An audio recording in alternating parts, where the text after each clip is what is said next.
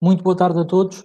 Sejam bem-vindos à Grande Entrevista, evento online organizado pelo Departamento de Turismo do ICE, Instituto Superior de Lisboa e Val do Tejo, e a Publituris, a mais antiga publicação em Portugal sobre o trade turístico. Nos próximos 60 minutos vamos contar aqui com a presença de Taleb Rifai, ele que foi Secretário-Geral da Organização Mundial do Turismo entre 2010 e 2017, numa entrevista que será conduzida por Victor Jorge, ele que é o Diretor Editorial da Publituris. Antes de passar a palavra ao professor Dr. Nuno Abranja, ele que é o Diretor do Departamento de Turismo do nosso Instituto, recordá-lo assim que está a acompanhar este evento online ao vivo, seja através do canal de YouTube do ICE, seja através do Facebook, da página de Facebook da Publituris, que no final desta entrevista poderá colocar as suas questões a Taleb Rifai.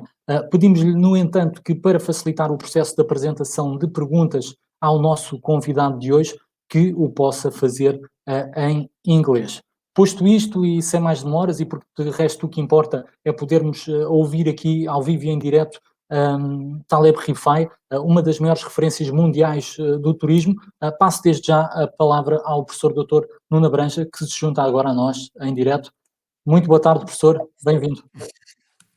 Muito boa tarde, Tiago. Muito boa tarde a todas e a todos. Good afternoon to all. My apologies to all foreign participants for going to speak on Portuguese. But are just a few words of presentation of the event and our guests too. Distintos professores, estudantes, profissionais do setor, caros parceiros, egrégio convidado Dr. Taleb Rifai, Secretário-Geral da Organização Mundial de Turismo entre 2010 e 2017, ilustre moderador Dr. Victor Jorge, Diretor Editorial do Publituris, caros colegas, minhas senhoras, meus senhores, bem-vindos a este evento online organizado pelo Departamento de Turismo do ICE, com um honroso apoio do Publituris, a mais antiga publicação do setor do turismo de viagens, do turismo e viagens em Portugal, tal como já foi dito pelo Dr. Tiago Rodrigues. Em primeiro lugar, quero dar as boas-vindas a todos os presentes virtuais e agradecer a vossa participação. Desde que iniciou a pandemia, o Departamento de Turismo do ICE tem criado espaço e momentos de reflexão em que procuramos colher e partilhar o máximo de informação disponível que nos permita perspectivar e contribuir de alguma forma para a melhoria do futuro do setor e das empresas turísticas. Temos tentado, por isso, ser também uma instituição ativa e enviar em uníssono as nossas mensagens para o exterior, de forma então a ser mais contributiva a nossa posição no trade. Muito tem sido falado e discutido sobre a recuperação do turismo, mas o certo é que continuamos a sentir muitas dificuldades a encontrar o rumo certo, e é nesse sentido que temos a honra hoje de ter connosco um enorme especialista, uma das mais importantes atividades do turismo mundial. Assim, correndo o risco de pecar por escassez, permitam-me a ousadia de fazer uma apresentação muito sumária do seu currículo. Taleb Rifai foi secretário-geral da Organização Mundial do Turismo, chefiando a organização de 2009 por 2 mandatos consecutivos, terminando em janeiro de 2018. O Sr. Rifai tem uma vasta experiência em serviço público, nacional e internacional, setor privado e academia. Antes da sua eleição como secretário-geral da OMT, da OMT, assim é que é, foi diretor-geral adjunto da Organização Internacional do Trabalho. Taleb Rifai ocupou várias pastas ministeriais e no governo do Reino Hashemita, da Jordânia, entre 2000 e 2004. Primeiro como Ministro do Planeamento e Cooperação Internacional, depois Ministro da Informação e porta-voz do Governo e, finalmente, Ministro do Turismo e Antiguidades. Antes das suas responsabilidades ministeriais, o Sr. Rifai foi a CEO da Jordan Cement Company e de 1995 a 1997 foi o primeiro diretor-geral da recém-criada Corporação de Promoção de Investimentos da Jordânia, após ter servido de 1993 a 1995 como diretor então, da recém-criada Missão Económica da Jordânia para os Estados Unidos da América. Como arquiteto e urbanista, a carreira de Taleb Rifai entre 1973 e 1993 foi na academia, era colega, lecionando em universidades nos Estados Unidos e na Jordânia. Foi um dos principais fundadores do primeiro Departamento de Arquitetura da Jordânia, na recém-criada Escola de Engenharia da Universidade da Jordânia. Mais tarde, ele tornou-se o diretor do Centro de Consultas e Estudos desta universidade. Taleb Rifai é doutorado em Desenho Urbano e Planeamento Regional e pela Universidade da Pensilvânia, na Filadélfia, nos Estados Unidos, em 1982. É mestre em Engenharia e Arquitetura pelo Illinois Institute of Technology, em Chicago, em 1979, e licenciado em Engenharia Arquitetónica pela Universidade do Cairo, no Egito, desde 1973. De uma forma assim muito sumária, é o que eu consigo aqui em poucos minutos reunir para apresentar, e naturalmente, como eu dizia, um risco de me falhar muita informação, porque é realmente um currículo vastíssimo em prol da comunidade internacional. Posta esta apresentação, é com muito prazer então que chamo para se juntar a mim o Dr. Victor Jorge, diretor editorial do Publituris, a quem aproveito para agradecer também a honra que nos dá de se associar a nós nesta iniciativa e, portanto, é para nós, obviamente, claro que ter connosco o Publituris a juntar-se a esta grande conferência, a esta grande entrevista, é desde já um privilégio. Vítor, o palco é teu. Muito obrigado, boa tarde a todos, bem-vindos a esta grande entrevista a Taleb Rifai, como já foi dito, Secretário-Geral da Organização Mundial de Turismo entre 2010 e 2017. Quero agradecer, em primeiro lugar, ao Instituto Superior de Lisboa e Val do Tejo, em especial ao Nuno Abrange e Tiago Rodrigues, por possibilitarem esta condição, ou a condição desta entrevista. De facto, como já foi dito, a indústria do turismo devido a esta pandemia de Covid-19, tempos muito difíceis. Ninguém, em 2019, estimava viver estes tempos, este ano de março de 2020 até esta data, não se sabendo quando é que efetivamente esta pandemia terá o seu fim. Prognósticos, de facto, só no final do jogo, mas nestes próximos 40 minutos vou ter o privilégio de estar à conversa com Taleb Rifai sobre os impactos que esta indústria do turismo de facto está a sofrer, mas também fundamentalmente como irá e terá de responder a estes desafios. No final haverá um espaço para perguntas ao Taleb Rifai, por isso têm 40 minutos para pensarem nas questões que poderão colocar no final.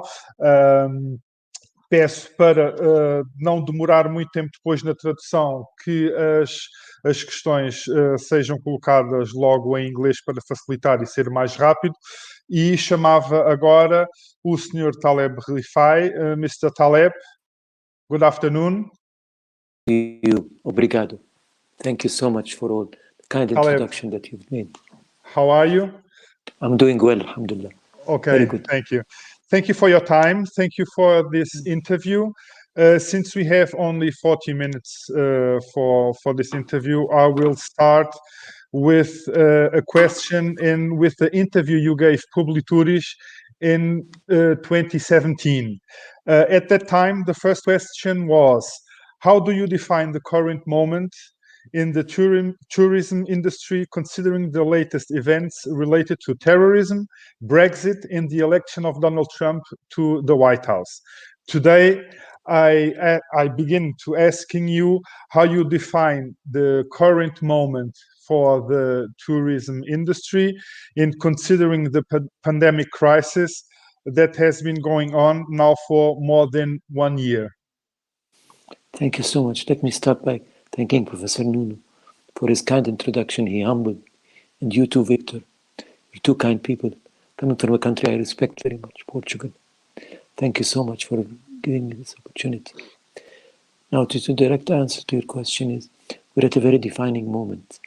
Today, we will not bounce back. We will leap forward into a new world, a better and more sustainable world, definitely. But we're in a defining moment for all mankind. Everything will change.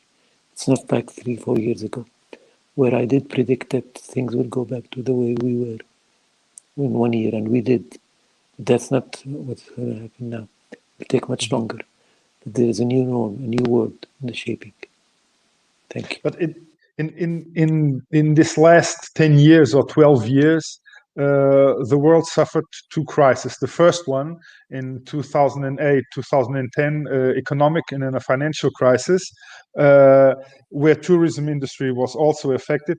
And now with this health crisis, would there be any way for the tourism industry to prepare itself for such a reality that we are living now? And if yes, how? Okay, let me just add to that it's not only these two crises.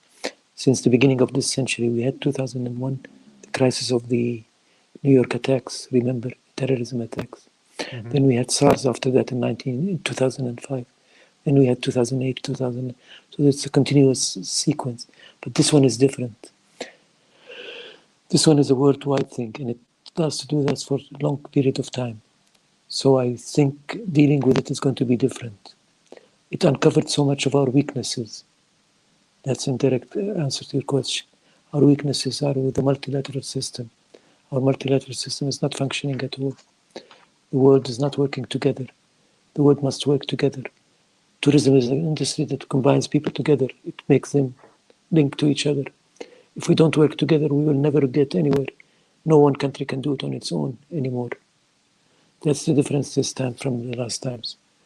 Thank you so much. Mm-hmm. But as you say, we are living very uncertain times. These uncertain times must be, as you said, all together. We can only win all together. But this uncertain times, we have now, for several weeks now, a vaccine that gives us a new hope for this crisis.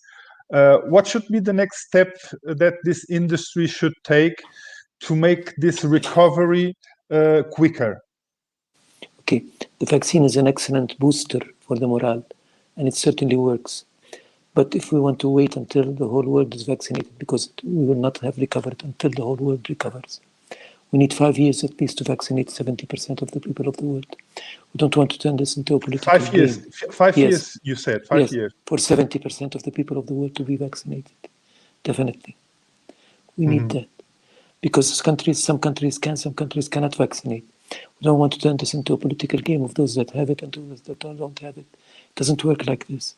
Because countries that are receiving people from vaccinated countries are okay. But they can't receive people from non-vaccinated countries.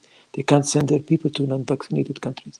So the whole issue of tourism and travel, connecting people together, doesn't work unless the whole world is vaccinated. Therefore, over-emphasizing vaccine is not good. I think we should adopt the concept of passport, vaccination passport, but combine that with testing, combine that with the antibodies testing as well. So any one of those would allow you to travel, because testing is by far much easier, much more affordable. And we could do it immediately now if the world helps each other. Vaccination is not going to be the answer for everything. Thank you. But do you think that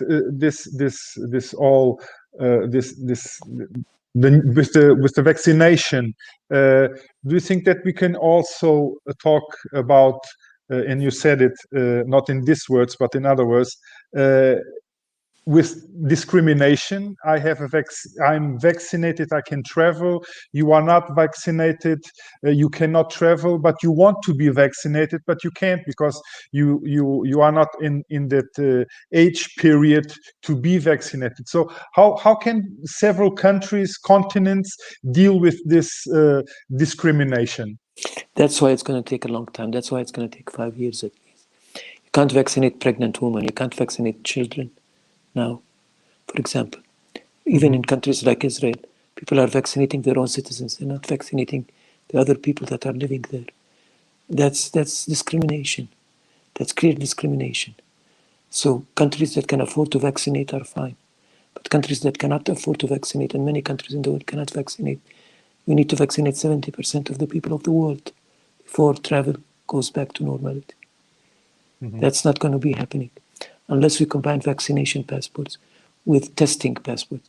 For example, testing, you can test 72 hours before you board. You can test on arrival. You can test before you depart. You can do many tests if testing becomes more affordable and more available. And combine the both of them together. That's how you should be able to travel. Otherwise, it's discriminatory, definitely. Yes, but you have also an inconsistency of the measures of several countries. You have countries that are in lockdown, other countries that are in semi-lockdown, other countries are not in lockdown. Portugal is now in lockdown, but Spain is not in such an urgent lockdown as Portugal. Other countries are allowing trips, vacations. How can the industry as a whole manage all this? The industry is not responsible for this. What's responsible for this are the governments of the world. The governments of the world must get together. There is no other way other than doing that. They must get together and agree on a minimum protocol. You cannot have, even in the EU now, as you said, the EU is supposed to be one union. It's not acting together. You cannot go to a country that has a lockdown and travel to a neighboring country that only requires you 72 hours of testing, to another country that requires you a vaccine. You cannot do that. This is a mixed system. So you have to work together as governments. Of course, this will take time, but it's our opportunity to rebuild the multilateral system again, brick by brick, from bottom up. That's what we need to do, because the current multilateral system is not operating at all. Not the EU, not the United States even. It's not United States anymore. It's the divided states of America. Each state is operating on its own. Even the United Nations is not. It's not. You don't hear anything coming out of them. But the big issue you have now also regarding this crisis is everybody is talking about the so-called new normal. For the tourism and travel industry, what would you say would be or would be this new normal? Let me give you an example. A few years ago, I used to take off from my car, go up the steps of an aeroplane and get into the plane. No metal detector, no taking off your shoes, no taking off your belt. It's become a normal not to take off your shoes and take off your belt. There's a new normal that's coming into being. For example, wearing a mask. The people of China wore masks way before we did. They were wearing masks even if the weather was not good at that time. In Korea, for example, you have to take off your shoes before you enter any home, no matter who you are. These norms have become normal at their culture. They're not norms at our culture. So our new norm is going to include so many additional hygiene and other practices that we're not used to. But that's part of the game. It's part of us adjusting to the new reality. We have to do that. But do you think that this, you said this new normal with the mask and all that, do you think that is only with in the travel industry, with so-called in airplanes, in airports, or also in hotels, in restaurants, in places like that? It's going to be everywhere. It's going to be everywhere. Just like the Chinese did it a long time ago. If you went to China 3 or 4 years ago, you'd find people wearing masks, even if they walk in the streets. Why do they do that? Because the weather is not very clean. So we're going to have to live with that. Hugging and kissing is not going to be very popular anymore, unfortunately. Okay. Let's go back to 2017 and regarding now Portugal. You said at the time that Portugal was a great facilitator of tourism and that the country's greatest asset was people. Are these the same people who could make now a difference for the recovery of the tourism industry in Portugal? Should there be a new mindset?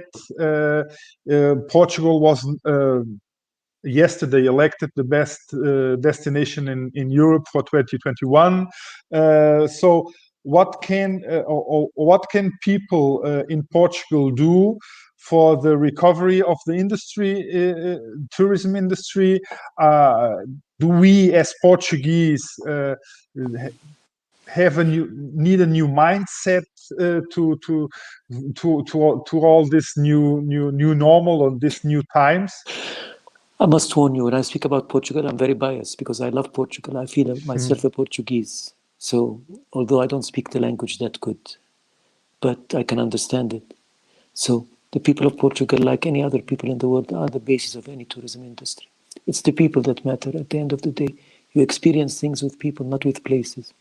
You can't go to a place that is not inhabited by people. So Portugal is a very strong country because of its people, for sure. Now, what does Portugal need to do now?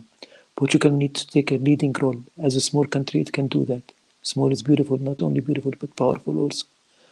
As a small country, Portugal can lead through its neighbors, Spain, North Africa, and start bringing these governments together and starting to make them work together on a homogenized protocol, something that they can all agree on, because nobody's going to travel simply because the government tells them you can travel now.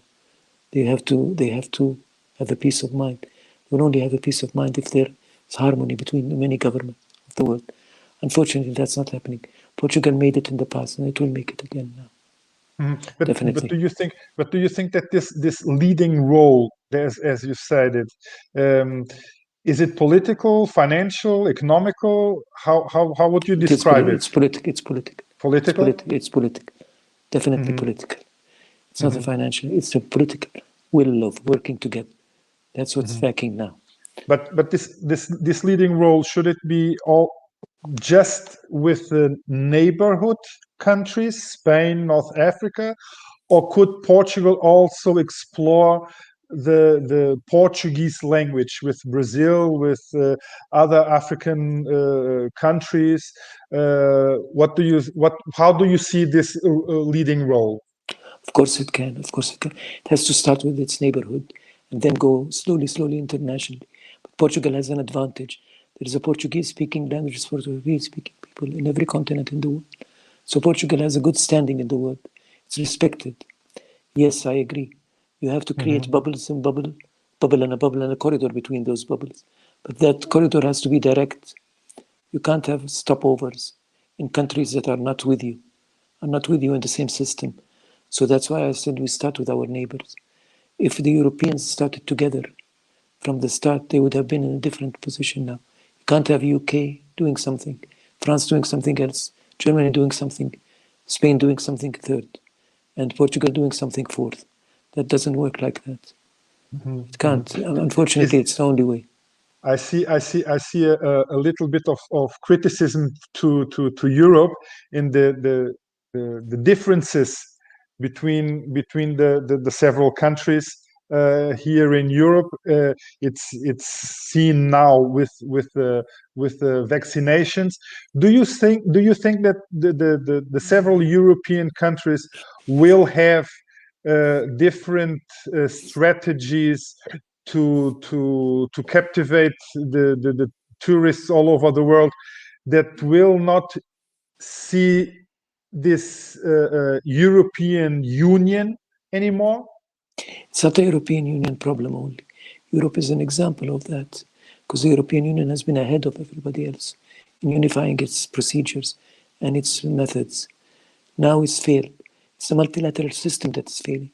The whole multilateral system of governments working together is not working anymore in the world. This crisis has created a fantastic opportunity for us to uncover the weaknesses of our systems The UN is not working well as well. Look at the WTO, for example, World Tourism Organization. Where is the leading role there? You don't hear them saying anything. You don't hear them bringing governments together. They can't do it. Even WHO, the organization that's in charge of that, is not taking a leading role at all. It's taking only a scientific role. What we need is a political will to rebuild the international system. And we will build it. We will go to the WTO and in other entities, but let me put another question regarding Portugal, and it's of great discussion here in Portugal that Portugal is a country that sells itself as a cheap country. There is no added value created for Portugal, and for the industry, the added value is very, very, very small. Now, with the post-pandemic times, it's normally usual to have great competition between several countries, and we will see competition between Portugal and Spain, Greece and Italy, Turkey, in other countries. How should Portugal position itself to attract tourists in this new post-pandemic era or time?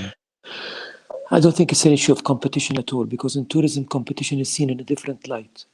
What's good for my neighbor is good for me usually. If more people come to Spain, more people will come to Portugal. More people come to Morocco, more people will come to Portugal, and so on and so forth. The only thing is, how good are you in attracting the people that come to your neighborhood? And by doing that, you can't be cheap or expensive. That doesn't matter. What matters is the quality of your service. You know, in the old souks, for example, you know the souk in Arabic. Yes. The souk, all the people that sell gold are in one street. All the people that sell peppers are in one street. They don't compete with each other, because they know that if people come to buy one thing from a certain shop, they'll come to the other shop. They compete with each other only on services, how good my services are. That's what Portugal must concentrate on. Forget about the prices. It's not the prices, is a secondary issue. Are you good in providing a service to anybody? If you're good, people will come to you. And you should not look at your neighbor, Spain or Morocco or North Africa, as competitors at all. There's no competition in tourism. In tourism, if more people come to the neighborhood, they come to you. They're there, available. You just need to attract them by your services. That's what you need to concentrate. You think that if Spain has more tourism, that Portugal can benefit from it? Definitely. I'm a resident of Spain. I have a house in south of Spain. I go to Portugal every time I am in Spain. I drive there. Okay. So it's normal only.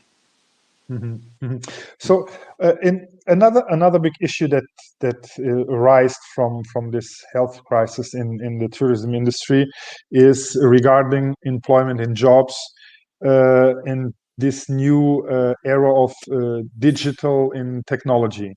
How will the future jobs in this industry of tourism and travel look like? They'd be the same, but they look different. It's a different kind of job. For example, if you're working in a restaurant, you have to learn how to package things and deliver to homes, not just to give food to people at the tables. If you're working in a hotel, at a reception desk, your job is different. Technology has become a tool for us to make it easier. For example, I don't see why anybody must stand in line at the reception desk anymore at the hotel. You could get that on your phone now. You could get your key on your phone. You could check in on your phone and go and put your key in front of the door, and the door will open, for example. So many things have changed, but the jobs will remain jobs, and the number of jobs that are provided by travel and tourism will continue to be the jobs. I don't think people will travel less at all. They'll travel more even than before, but they'll travel in a different way. They are changed because technology has become now a tool that we need to use. I don't believe that technology is going to make us lose jobs. But no. What do you mean that people will not travel less, but travel in a different way? More sustainable way. Okay. They travel in smaller groups. They travel to places outdoors more. They would like to enjoy their time. The concept of over-tourism would disappear soon, I hope. I think this crisis has many opportunities come out of it. You know, in the Chinese language, the word crisis and the word opportunity are one word. They don't use two different words. And there is a reason for that. But do you think that you said a word now that for some years it had a great importance, and I think that also in tourism industry it will be of great importance. That is sustainability. Yes.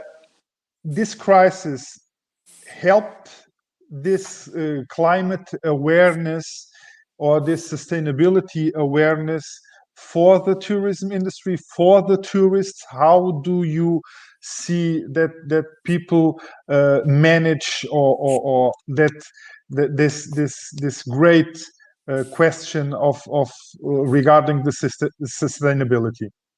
Let us first define sustainability. Sustainability is not just in environmental or climate sustainability. It's also financial and social.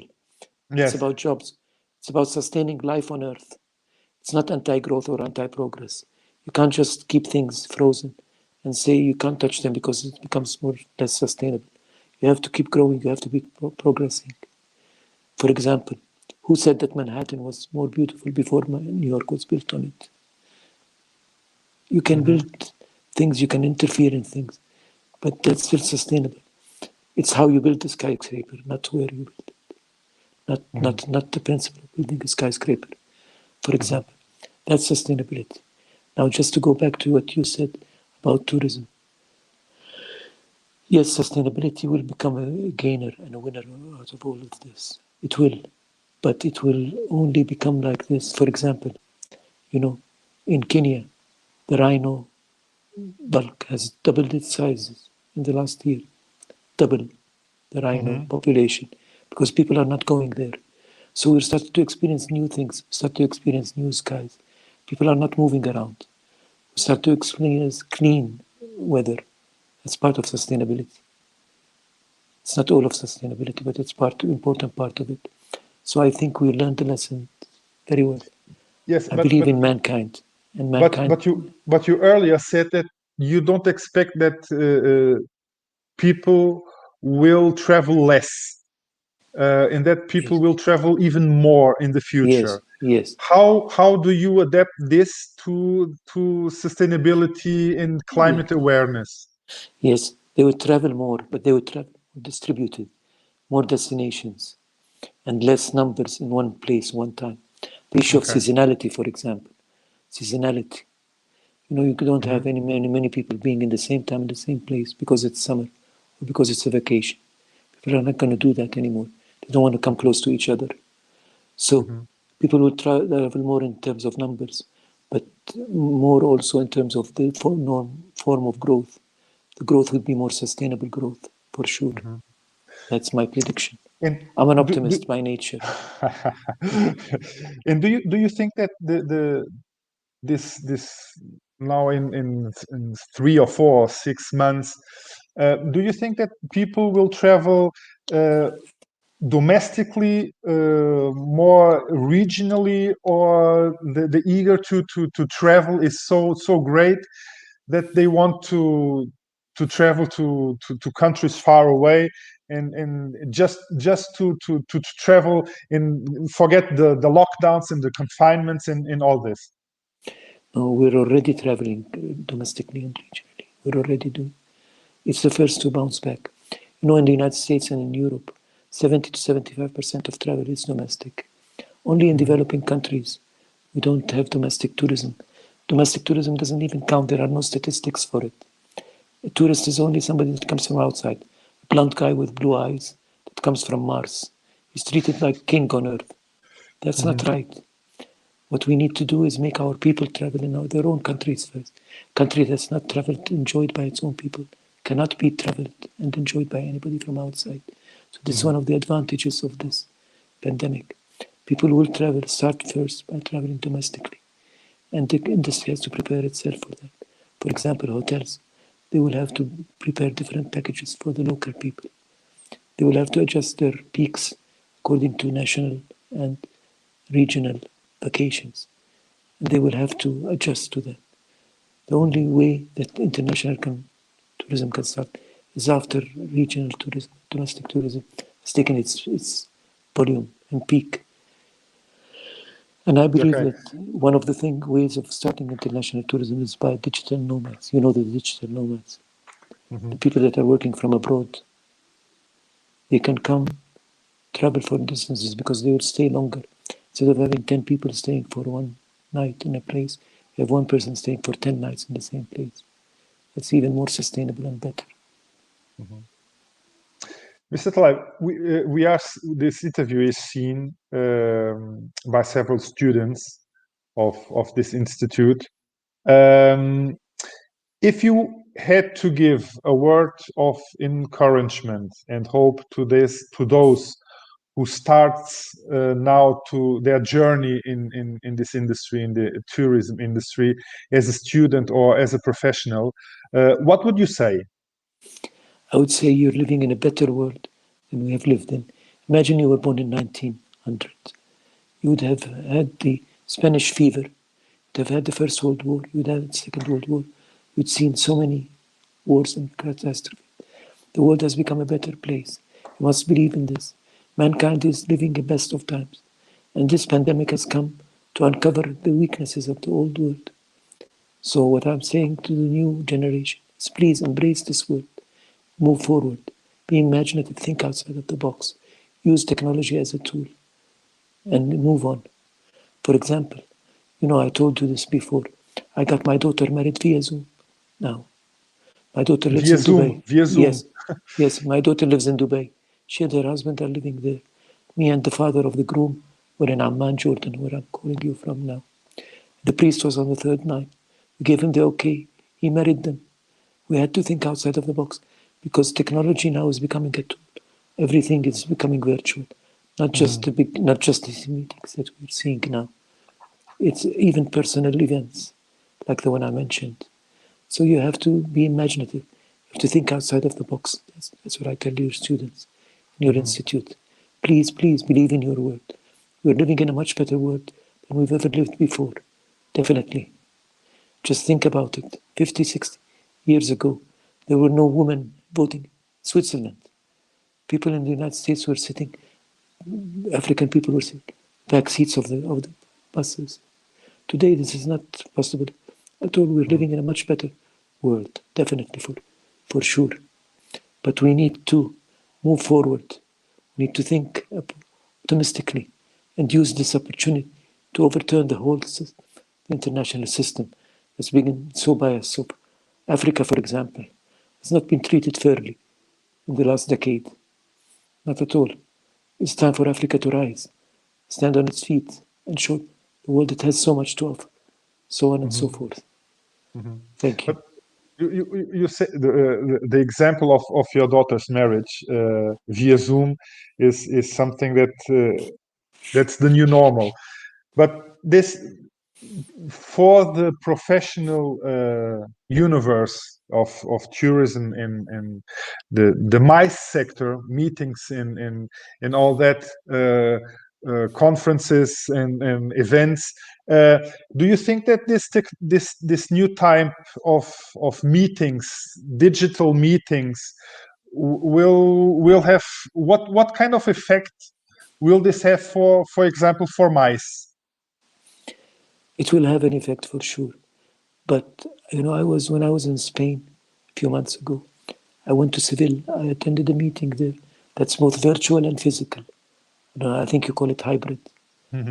That's going to be the norm. People are going to go to places, keep distances, small people, but other people would join them in thousands and thousands via Zoom or via any kind of other electronic virtual means. That's the way it's going to be. Of course, the MICE industry would not bounce back first. First would bounce back is the leisure industry, for sure. People are very fed up. They can't wait to travel, go to places and see places. But then the meeting industry would bounce after that. Definitely. Okay. Mr. Taleb, you left the World Tourism Organization in 2017. If you still were at the WTO, what would be the steps you would take or say to be taken in a global level? I would first of all promote the messages I'm promoting now. We must all work together as government. The UNWTO is a intergovernmental organization. I must bring the governments of the world together. I would call for conferences on a regional basis. I'd call for meetings, for example, for African ministers, meetings for European ministers, not only ministers, heads of states also. I can do that. Call for meetings and ask them to face their reality. Raise my voice up high. Unfortunately, we don't hear any voices now. It's not the fault of WTO, it's the whole multilateral system that's failing. But are there, what kind of lessons, if you should take a paper and note down 2 lessons the tourism industry can draw from this current crisis, what would it be? Or what would they be? Number one is the importance of tourism itself. Nobody took tourism seriously before. I remember when I was in WTO, I used to travel with the president of WTTC, David Scousel at the time. We went to meet heads of states to explain to them how important tourism is. Now we don't need to do that because people are realizing how important it is, how much job they have lost, how much opportunities they have lost. So tourism comes out as a winner in the minds of the people at least. Then the importance of domestic tourism is very important. As I said, in developing countries, domestic tourism is not seen even as tourism at all. The people there don't know their own country. They only receive the visitors to get their money. You know, in India, for example, in Hyderabad, one of the villages around Hyderabad, there was a night where the people around a certain 5-star hotel attacked that hotel, put it on fire. Because they can't, you can't keep serving the rich people of the world when your own economic situation is not good. You need to travel in your own country. You need to appreciate what you have before anybody else appreciates it. But do you think that the governments now will look to tourism differently? Yes, they are already. You could feel that. But you need to pick it up. You need to highlight it. You need to speak about it. Raise your voice. Bring people together. Put them in front of their responsibility. That's what you need to do. Before I pass to the questions of who is watching us and seeing this interview, I have one last question for you, and that is, what could be a positive message for all the tourism and travel industry now?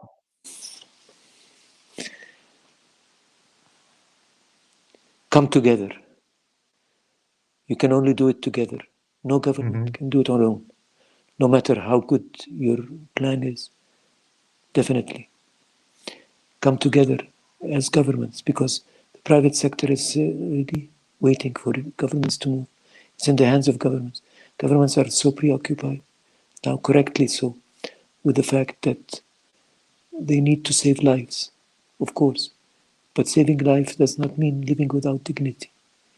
Now, you need to balance life and livelihoods, life and quality of life. That's the responsibility of government, and no government can do it alone. That's for sure. So my message to the world is the following. Come together. Let's work to do this together. To the young people is, please believe in your world. There's a new world coming up. Use technology as a tool. That's my message. Thank you. I will now open the panel for question. Now in Português,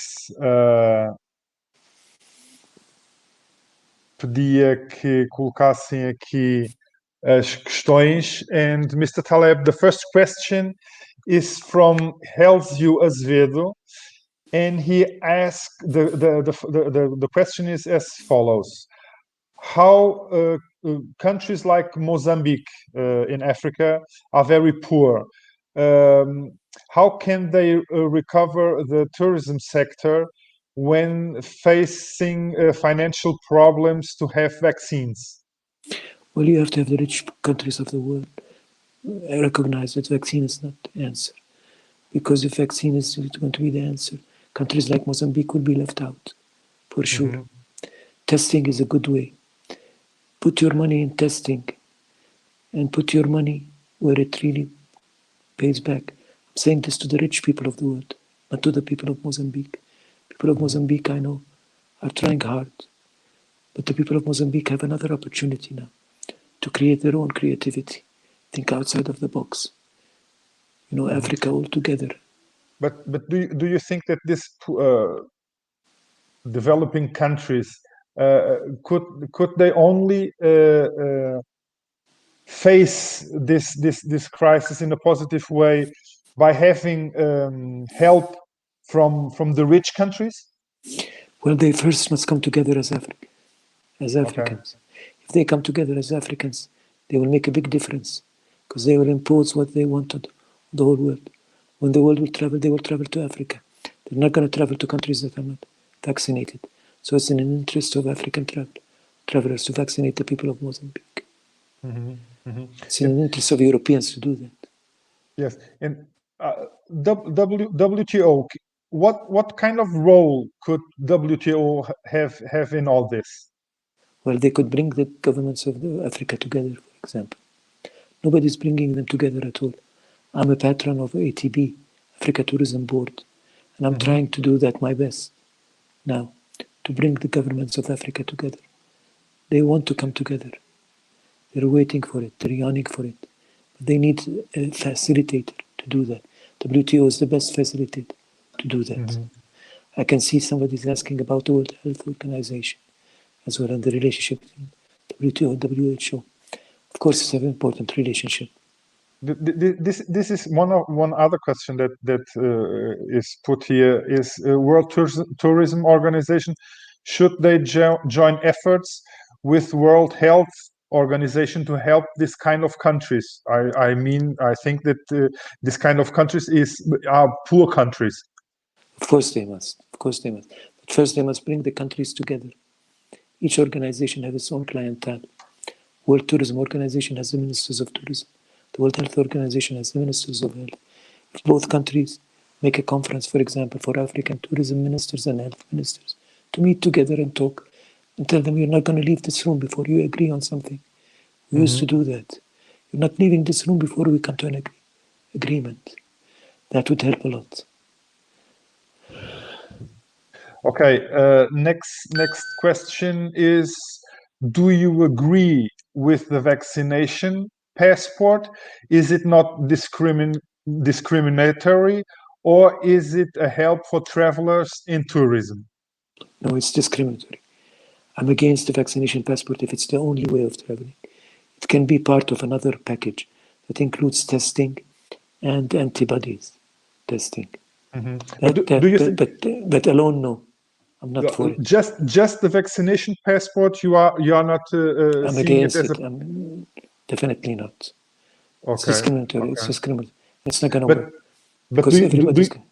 But do you think that it will not help travelers in tourism? Well, it would help rich countries to travel to each other only. Okay. You can't travel to a poor country. Poor country cannot come to you. This is a problem. And the most destinations of the world are in the developing countries.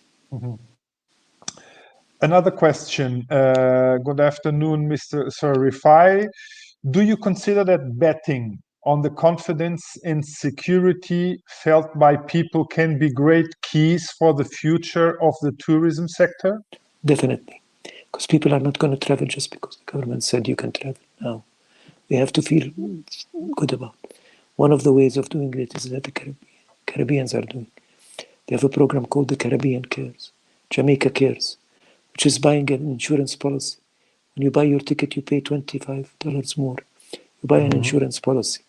This insurance policy guarantee you to be treated. It's only for COVID, or be repatriated to your own country if you so wish. These are measures that can be done to secure your peace of mind. You need to communicate confidence. And the other way of communicating confidence is to concentrate on hygiene, cleanliness. People are not going to travel on airplanes that are not clean, or go to restaurants that are not, their waiters are not wearing masks, so on and so forth. So this is all messages of confidence for sure. Okay. Next question. It is divided in two. Mr. Rifai, do you have any idea of what will happen to the cruise industry, for example? The cruise industry has been unfairly treated because there were some incidents at the beginning where some germs were spread on the cruise, and the whole cruise was affected. Cruise is like an island, and it's floating all over the world. You can control it. If you control it well, the cruise industry can be the first to bounce back if you have a good procedure to do it. But you need to make sure that whatever ports you go to are also consistent with your procedures. Yes. You can't have a cruise just being by themselves. They're going to go and land in Greece, land in Portugal, land in Spain, so on and so forth. So when they go down... Do you think that the people are when I say people, I say the governments. Do you think that they are looking too much to the airline companies, to aviation, and not to cruise ship, for example? There is a bias against cruise, for sure. Not in favor of airlines, for sure. But I'm not saying this against air. But there is a bias against cruises because of the few incidents that happened before. Okay. Airlines are in a better situation now than cruises, for sure. Another question. Companies are now pressing the CDC because they seem to have been abandoned. Do you think their future is promising, that they will survive to this unprecedented crisis? By CDC, you mean the controlled disease? Yes, I think so. CDC, yeah, I think so. Yeah. Yes. I believe the CDC is part of the old system, unfortunately. The old system? Yes, the governments. And they need to be adjusted now, just like everything else is going to be adjusted. Old governments are not going to work anymore. Old system is not going to work anymore. They will survive it, but they need to be definitely different in the way they look at things. Too classical. They're too classical. Yes.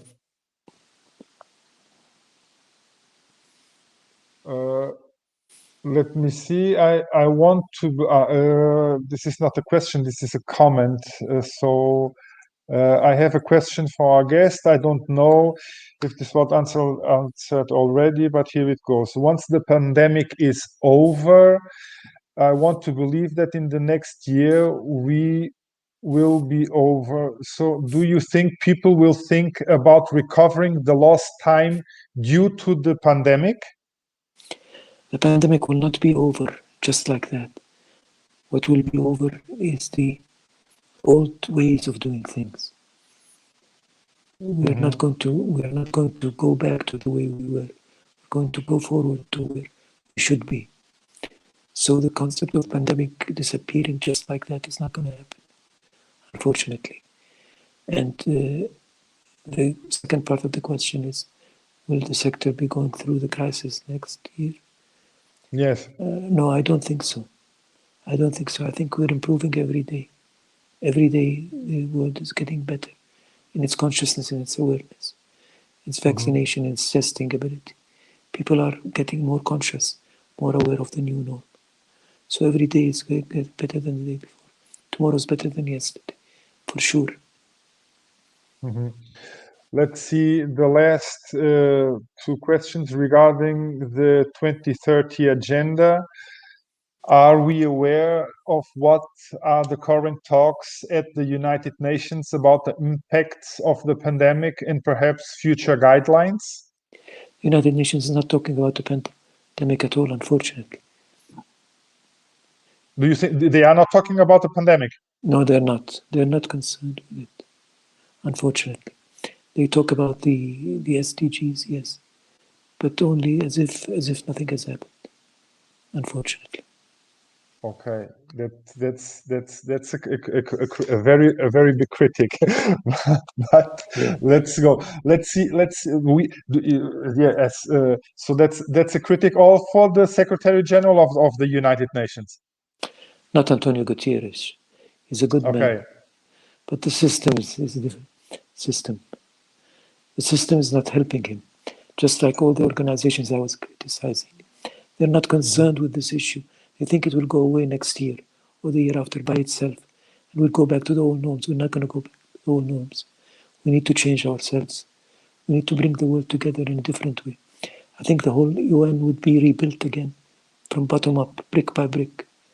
As I said before, there will be a united world, but it will be a different united world, a more fair, a more equitable, and less racist world. Mm-hmm. Okay, let's look at the last question. Mr. Taleb Rifai, thank you for your vision that I consider very contemporary. It's the voice of the experience. Do you think that authenticity of places will keep being the best product to offer for those who are visiting other geographies? Of course, but authenticity is about the people, not just about the place. Authenticity is a mixed culture. It's about people. So people are becoming more important here. It's what you said about Portugal. Yes, exactly. Mm-hmm. Exactly. So authenticity is about how you keep that culture of the place intact, how you keep growing with it in ways that become more attractive, different from anybody.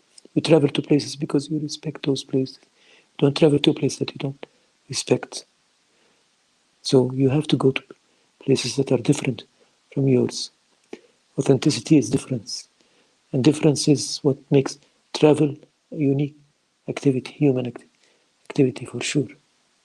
Okay, so let's see at the last question. Good afternoon to all. Mr. Rifai, thank you for your speech and ideas. Some optimistic message to address specifically tourism students? Yes, I think I said that before. Please believe in your world. Your world is a better world now than it was yesterday, in spite of everything you see around you. Use technology in an imaginative way. Use it as a tool. Don't let it be your slave. You don't be a slave of technology. Make technology become your slave. That's what you need to do. You need to use technology as a tool. That's what I tell my students now. Last question. Mr. Taleb Rifai, how many years will be important we make national tourism to help the economy to recover?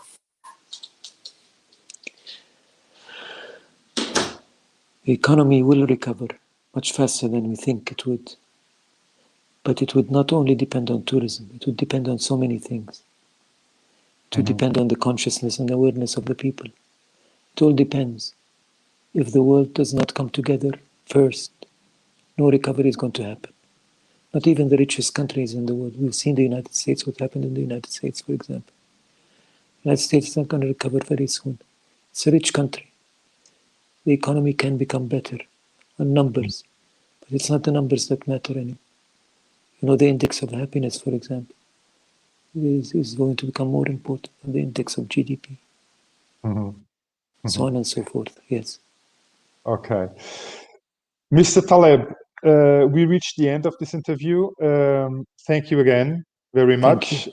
Thank you for your time. Keep safe. I hope to see you sooner than the last 4 years between these interviews that we had 2017 in Publituris and now 2021 and today. Again, thank you. I will call now in Portuguese. Chegamos ao final desta grande entrevista com Taleb Rifai. Quero agradecer mais uma vez ao Instituto Superior de Lisboa e Val do Tejo e especificamente ao Nuno Abranja e ao Tiago Rodrigues. Mais uma vez, muito obrigado. Boa tarde e passo a palavra ao Nuno Abranja para fazer os agradecimentos finais. Nuno. Caro Victor, muito obrigado, muito obrigado. Naturalmente que tenho que começar por agradecer a excelência destes minutos que passámos agora, que passaram a voar, e que quer a excelência do nosso ilustre orador, quer a excelência do nosso egrégio condutor, moderador desta entrevista, é realmente uma vez mais, enfim, e verifico com especial agrado que se contribui com uma importância muito elevada deste evento para o próprio setor turístico, e estou certo que proporcionamos momentos de reflexão e de debate sobre as questões mais prementes e dos mais desafiantes com que atualmente nos deparamos. Falar do Taleb Rifai, Secretário-Geral da Organização Mundial de Turismo, ex-Secretário-Geral, for the brilliant vision and interpretation of tourism and the future of the activity, and helping us to reflect on the constant change of reality that companies come across and the various tools they have to help to stay competitive, up to date, and be able to respond to the most several demands, the most varied demands. Agradecimento especial ao Publituris por ter a mesma visão que o ICHE tem em relação ao turismo e por nos ajudar a chegar mais longe com estas ações. No mesmo sentido, agradecer muito particularmente e de forma especial ao Victor Jorge, diretor editorial do Publituris, pela excelência na condução da entrevista e pelo brilhantismo nas questões levantadas, que proporcionaram boas, grandes, eu diria excelentes reflexões entre todos nós. Agradecimento muito especial ao Departamento de Marketing do ICHE, na pessoa do Dr. Tiago Rodrigues, pela eficácia e destreza em todo o trabalho comercial associado a este evento. E agradecimento final a todos vós, participantes, cujo interesse e as intervenções valiosíssimas foram essenciais para o sucesso deste evento. Quanto ao balanço muito sumário desta entrevista, a principal ideia a reter é de que, perante um cenário sanitário cada vez mais desafiante e um mercado cada vez mais global, as empresas, independentemente da sua dimensão, serão sempre confrontadas com situações complexas para serem ultrapassadas com destreza e resistência, assim como ambientes altamente concorrenciais que exigem grandes ajustamentos na atividade turística. Estamos perante um contexto difícil, ficou latente, onde se exige eficiência e eficácia num quadro muito, eu diria, indecifrável e competitivo, e que certamente levará a uma alteração do turismo mundial, tal como hoje.